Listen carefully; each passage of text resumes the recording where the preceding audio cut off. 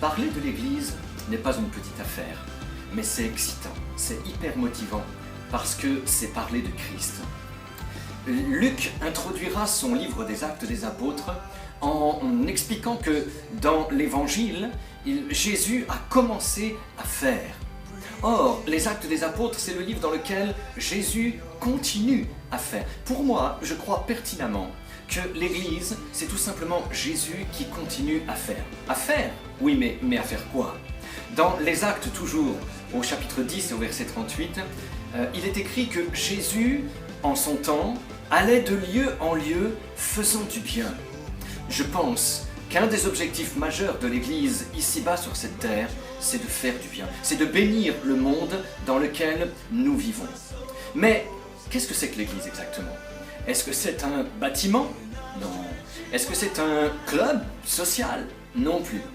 L'Église est une communauté d'hommes et de femmes qui sont unis ensemble par un lien filial. Dieu est devenu notre Père.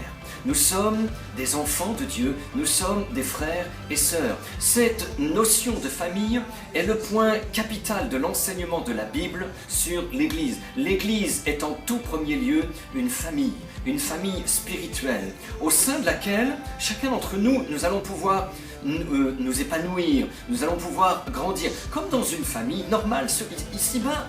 Les enfants naissent, ils grandissent, ils mûrissent, ils s'épanouissent, jusqu'au moment où ils vont quitter la maison et à leur tour voler de leurs propres ailes. Je crois que, et ainsi préparer leur avenir, je crois que l'Église, c'est le milieu naturel par excellence au sein duquel Dieu nous place. La Bible dit que le Saint-Esprit ajoute à l'Église les croyants.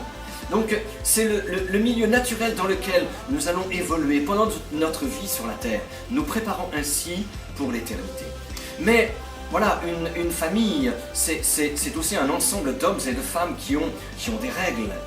Une famille, elle a des principes, elle a une certaine qualité de vie, mais elle a aussi des obligations. Et la vie au sein d'une famille, ce n'est pas toujours très facile. Qui dit famille, dit aussi relation. Il y a des relations les uns avec les autres. Ça, c'est ce que la parole de Dieu appelle la communion fraternelle. C'est-à-dire la relation que nous entreprenons les uns avec les autres, que nous entretenons également les uns avec les autres. Et ce n'est pas toujours évident. Quelle est la famille au sein de laquelle les enfants n'ont pas eu des petits accrochages de temps en temps, des incompréhensions, des choses comme ça? Ça fait partie de la vie. C'est de cette façon. On avait coutume de dire autrefois que les pierres des torrents sont rondes, tout simplement parce qu'elles se sont tellement heurtées les unes aux autres que les angles se sont arrondis. Je crois que la famille, c'est aussi le moyen dans lequel nous allons pouvoir évoluer et grandir les uns et les autres.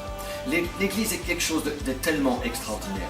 Une des interprétations du mot Église, qui est le mot grec ecclésia, c'est appelé hors de. L'Église est un ensemble d'hommes et de femmes, je le répète, qui sont appelés hors. Hors de quoi? Hors du monde. Non pas pour en sortir et aller vivre sur Mars ou Pluton, non. Mais comme Jésus le dira à ses disciples dans l'Évangile, il dit, de la même façon que je ne suis pas du monde, mais je suis quand même dans le monde. Vous n'êtes pas de ce monde, mais vous êtes quand même dans ce monde. L'Église, c'est cette communauté qui, tout en étant dans le monde, est différente de ce monde.